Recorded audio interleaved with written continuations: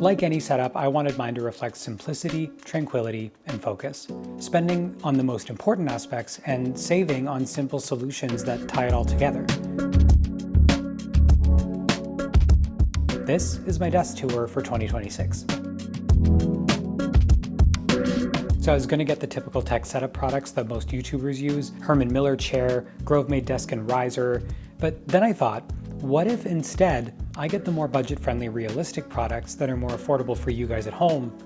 And that sort of made this one of my favorite videos that I've made ever, because I had to hunt for more cost-effective products that still hit the quality benchmark that I was looking for. And that all starts with the desk. This and the chair are both from channel sponsor Flexispot. This is the Flexispot E6 standing desk. It's coming in a bamboo finish. I chose this desk not because they were offering to sponsor this video, but because I wanted a long enough desk to fill the space, but was not as deep as most competitors. So the fact that this is 60 inches wide and still just 24 inches deep is perfect and means I still sit close enough to my monitor like I want to. This was like such an underrated measurement that I really needed to achieve and is so important when choosing a desk. The standing functions are really great, including a motorized control for easy adjustment with just a touch from 23.6 inches all the way up to 49.2 inches. And the motor is still super quiet, handling up to 220 pounds total. It comes with 4 presets for one-touch auto adjustments and just nails the basics. Also, this is small, but the desk comes with a cable organizer that I stuck to the back of the desk to manage my wires so they don't fall behind. It has been super handy. Overall, highly recommend these desks at a really cost-effective price point, and again, great length to depth ratio. Then you get to the chair. This is the Flexispot ErgoX chair, a mesh chair that's really supportive and breathable. It is adjustable from 17 to 22.4 inches. It has dynamic lumbar support, 5-level back adjustment. It has adjustable armrests that raise and lower. They move forward and back, or even side to side. But my favorite part about the chair is this footrest that extends out, which is perfect for long editing sessions, and something I didn't find on any competitors when I was researching chairs to choose from.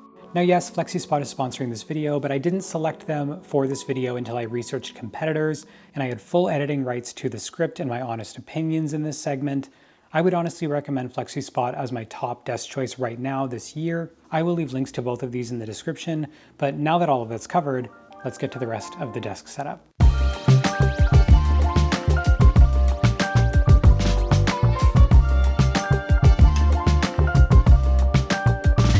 So I think the best way to take you through all of this tour is the way that I built it from the bottom up. That all starts with the riser. So this is the Fenge monitor stand. I went through so many different options until I found the perfect option here. Let me explain why. So this is a 42.5 inch riser. It's perfect for dual monitors or one if you want to add some additional accessories. It has 3 compartments in the middle for extra storage and a large opening underneath to store a keyboard or anything else. But the main reason that I chose this thing was that I wanted one where I could use the shelf to tuck in my monitor, which is the Apple Studio display. Now this monitor, crazy expensive, and I wasn't going to spend more to get the adjustable version, so I needed a riser that could raise my monitor ever so slightly without needing to be placed on top because that would just be way too high. So this riser is the perfect height where I can tuck the monitor into the first level shelf, and it raises the monitor up for this floating design at a perfect viewing height for me, and I'm so happy with how this thing turned out.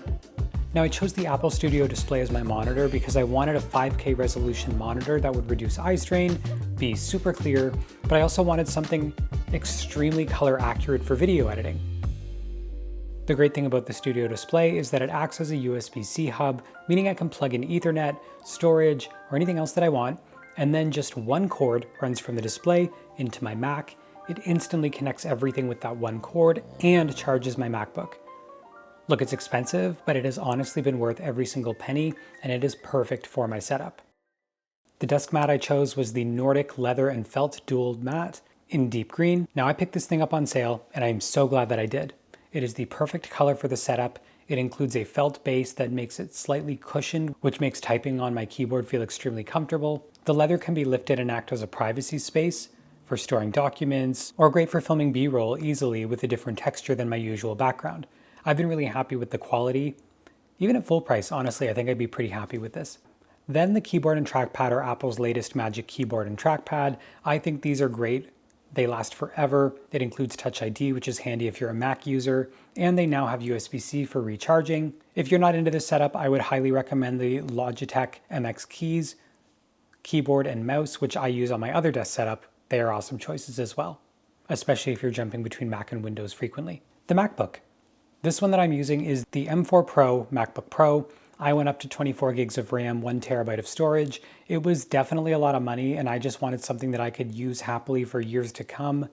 A lot of people ask me whether they should buy a new MacBook, and even though I bought this one, I previously had the M1 Pro MacBook Pro, and it was absolutely fantastic, even for heavy video editing to this day. So yes, you could get the newest one, but I think if you can find a great deal on a used or refurbished M1 Pro, it's still going to be fine for years. It is way ahead of the competition and is still, in my opinion, the best value MacBook that you can buy. Trust me, save yourself some money and look up the M1 Pro. But then you get to where I'm putting the MacBook, which is this vertical little holder with this really fun Snow Peak mountain design. There's not a lot of thought that went into this. I picked this up from Amazon. The important thing to me was that it was a dual slot stand so that I can adjust it to fit both of my MacBook and my iPad Pro to sit tucked away to the side in an upright position. I love this thing. I think it adds a little bit of unique character to my desk. Let me know what you think. Now back to the riser. I'm including a couple of things here. First is the accent piece, the Lego bonsai tree. It was a lot of fun to build, and it's just a simple piece that provides some greenery to an otherwise techie space in a simple, non-intrusive way. On the other side of the monitor, we've got the Mous 2-in-1 stand in the walnut finish. The wood grain blends well with the rest of my environment. It offers 15-watt Qi2 charging and MagSafe compatible charging, and one of the few with adjustable angles, which was really important to me. It also has a second charger in the base for my AirPods, which is super helpful. Plus, it's USB-C, which is detachable from the base, so I can use it to charge other devices when I need to, and then just plug it back in to kind of anchor it there. But it gets even cooler because you can get this Apple Watch charging stand. And if you need it, it just magnets to the side and becomes this simple modular style charger for all of your devices. It feels really premium, it's functional in all the right ways. I think this thing is super worth it. Let me know what you guys think. Next up, we move to the middle of the riser where I have the Sandisk Extreme Pro Gen 2 solid-state hard drives. These hold all of my past videos from the last 4 years of making content. These ones in particular are fast enough that I can plug them in and edit footage directly on them, which is great. I have a variety of options from 1 terabyte to 4 terabyte, and I just keep buying bigger ones every year. Now, people do have concerns if they look these up about corrupting randomly, but look, I've been using them for 4 years. They have been super reliable for me. I will keep buying them until I'm wrong about that. They're super expensive, as all SSDs are. I never buy them full price. Usually I wait until Black Friday or holiday sales, and then I buy the largest one that I can afford based on the current deals available. Next, on the other side, we have the Remarkable 2 paper tablet. This is a super thin but super useful paper tablet. If you haven't heard of it, this is an e-ink display tablet without a backlight, so it's not going to cause eye strain, and it looks super unique. It includes this texture that feels exactly like real paper, and then using the pencil that can adjust to pressure and angle sensitivity, it really honestly feels like a real pencil and paper, but without the clutter or the waste because it's all electronic. I use this thing to read ebooks, to play games, and most important, to read and edit documents, all of which sync to the cloud so that I can access them on my Mac whenever I need to. It is the perfect digital companion. There are later generations, but honestly, I prefer the second gen, the 11-inch screen size without a backlight, compared to the backlit color options that are now available and just kind of go against everything that was the reason I bought this one. Now, this is a niche product, but it is so much nicer and sleeker and easier on the eyes and a better writing experience compared to that of an iPad Pro with an Apple Pencil.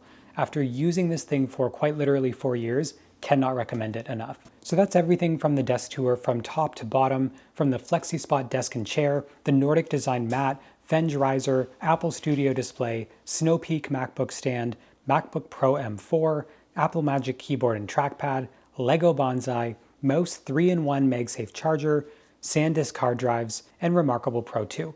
Let me know if you guys have any questions about any of these products that I've shared.